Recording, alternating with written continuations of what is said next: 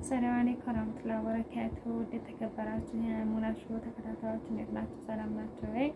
እኔ ሰላም ነኝ አልሐምዱሊላህ። ዛሬ ደስ የሚል ዜና ይዤ መጥቻለሁ። እንደዚሁም ደግሞ የሚያስከፋ የሚያስፈራ ይዤ መጥቻለሁ ማለት ነው። ያው ደስ የሚለው ነገር እህታችን ሀና በቀደም ድንበር ላይ ሞታለች የተባለችው ልጅ ያው በህይወት እንዳለች ብዙ መረጃ እየወጣ ነው።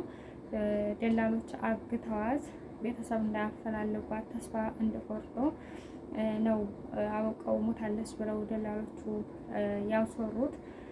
ያው በህይወት እንዳለች በአካል ያያሰዋለ። እንግዲህ ካለችበት ችግር አላህ ሱብሃነሁ ወተዓላ አላህ ያውጣት። በህይወት መኖሯ ደግሞ ደስ ይላል እና ከዚህ የምንማረው ነገር ነው ቢኖር እህቶች ባካችሁን በተለይ ደግሞ ሴል ሆናችሁ እዛ ሀገር ላይ 10 ዓመት 15 ዓመት ኖራችሁ መልሳችሁ ኢትዮጵያ በባህር አትመለሱ። እስከዛሬ ድረስ ጊዜያችንን አቃጥለን፣ ሁለተኛ ደግሞ ጊዜ መቃጠሉ ሳያንስ መልሳችሁ በባህር ስትሄዱ ብዙ ችግር ነው የሚያጋጥመው። ይሄ ቪዲዮ ቫይራል እንዲወጣ ለሁሉም ሰው ተደራሽ እንዲሆን ሼር፣ ሪፖስት፣ ዲዮ ይስሩበት። ዛሬ የምናገረው ሞተይ ስለተባለችው ስለ ሃና ጉዳይ ይሆናል። ሃና በህይወት ለመኖሯ አንድም ሁለትም ሶስትም የዓይን እማኞች ነግረውናል። በሃና ላይ ምንድነው የተካሄደው? ስለ ሃናስ ማን ነው ተጠያቂው? በመጀመሪያ ስለ ሃና ጉዳይ ተጠያቂው ጅዳ የሚኖረው ደላላ ሽዋ የራሳ ልጅ በሀገር ስሙ ይመች በሳውዲ ስሙ በኢቃማ ስሙ አሊ የሚባለው ከጅዳ አሳፍሮ ወደ ኋላ ሀገር የላካት ዋና ተጠያቂ እሱ ነው። ከዛ በመቀጠል እዛ የተቀበለው ተክሌ የሚባለው ትግሬ ደላላ። እነዚህ ሁለቶቹ ናቸው ተጠያቂዎቹ። በሃና ላይ ምንድነው የተፈጸመው? ሃና እንደማንኛውም ኢትዮጵያዊ ሳውዲ አረቢያ ላይ ህገወጥ ስለሆነች በየመን ገብቼ ኢቃማ አውጥቼ መለሳለሁ በሚል ጓደኞቿ ጋራ ከጅዳ ተሳፍራ ወደ ኋላ ሀገር ትሄዳለች። ሴት ስለሆነች ድንበሩ አካባቢ ስትደርስ የድካም ስሜት ይሰማታል። ትንሽ ልረፍ ብላ ቁጭ እንዳለች አብራዋት የነበሩትን ተጓዦች ወደፊት ይዘው በመሄድ እሷን እዛው በማስቀረት ሴቶቹ ወደሚያስገቡበት ዋሻ አስገብተው ለተጓዡ ሙታ ቀበርናት እናንተ ሂዱ ብለው እንደሸኟቸው ነው አብራዋት የነበሩ ጓዶች የሚናገሩት። በሃና ላይ ሃና እዛው ዋሻ ለመሆኗ በምን አወቅ?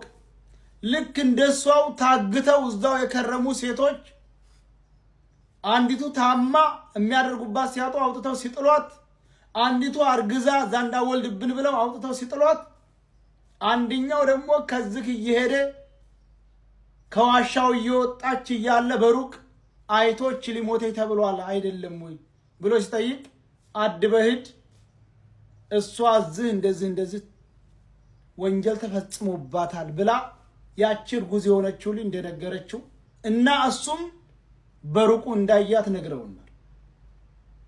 ነገር ግን ውሸታቸውን ቀበርናት ያሉት ውሸት ነው።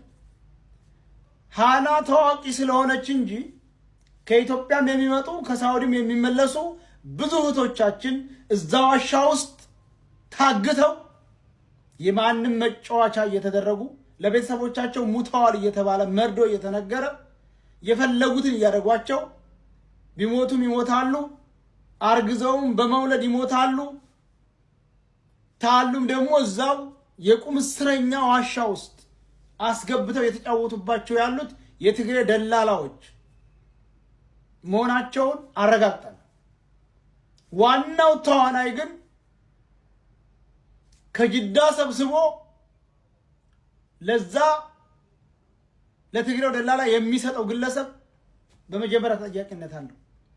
ከየመን ሰብስበው ለነዚህ ለትግሬ ደላላዎች የሚሰጡ ሰዎችም የመን የሚኖሩ ሰዎች እስከ ኢትዮጵያ ያሉ ደላላዎች መጠየቅ አለባቸው።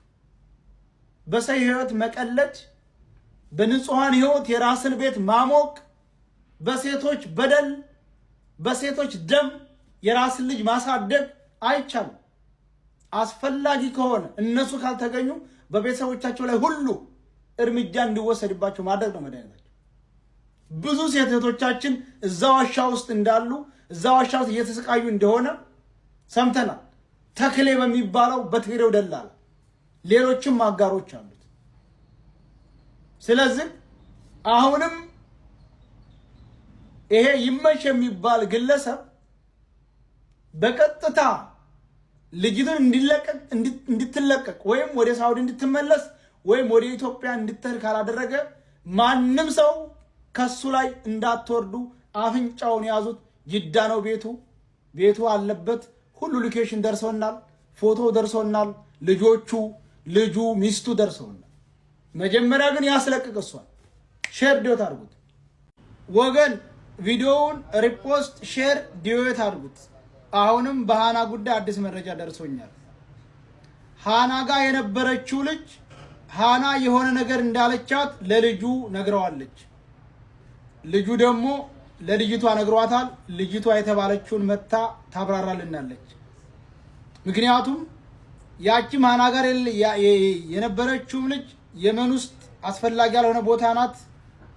ልጁም ኢትዮጵያ ነው መሰል ያለው። ይሄ ግን ሶስተኛ ወገን የተነገራት ግን እውነቱን ልጁ ያላትን ይዛ መታ ታስረዳናለች። ልጁ ቲክታክ ተጠቃሚ ስላላደለ ነው። ሃኒ ለቤተሰቦቿም ያለችው ነገር እንዳላት የሚያመለክት መረጃ ደርሶናል። ሃኒ በህይወት ለመኖሯ 100% አረጋግጠናል። 10 ሰዓት ላይ እንወያይበታለን።